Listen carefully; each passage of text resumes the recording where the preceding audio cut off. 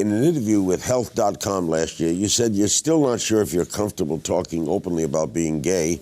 You said the gay thing has always been hard for me. When Heidi and I are out and somebody older asks, "Are you sisters?" I say, "We're friends.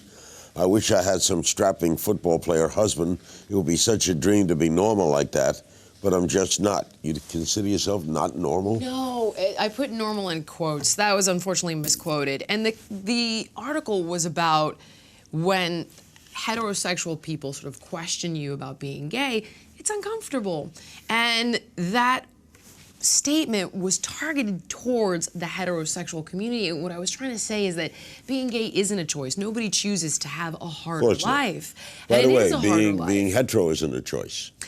Right. I didn't choose to be hetero. Exactly my point. You don't know why you are the way you are. No, you just are born the way that you're born. Right. And, you know, I'm from a different generation. I think today, you know, I have a 22-year-old brother and, 26-year-old brother and a 22-year-old sister. And for them, it's very normalized. But for me, I grew up in a high school that was homophobic. You know, being gay was bad, it was gross, it was weird. You were picked on for it. It wasn't easy growing up being gay.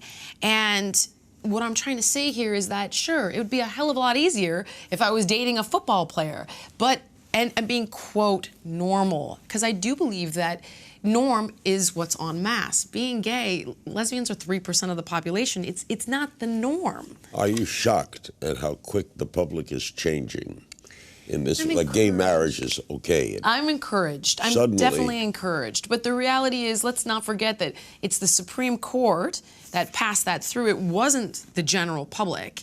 And I would say at least 50% of the country is still against gay marriage, despite the fact that it's legal. And it depends where I am in the world with regard to what I experience in regard to prejudice against the LGBT.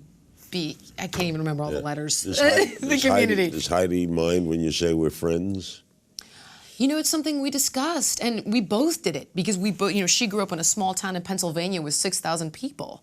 And you know, she went to church every Sunday, and we finally both looked at each other and we're like, we've got to stop doing this. You know, you don't often want to get into that argument of like, no, we're a couple and you need to accept, you know, you just sometimes are like, let's take the path of least resistance.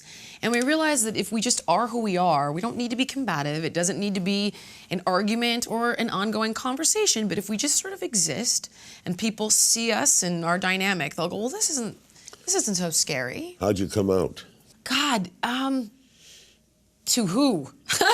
There are various stages here. When was the first person you told I'm gay? My mom. For sure. How old were you?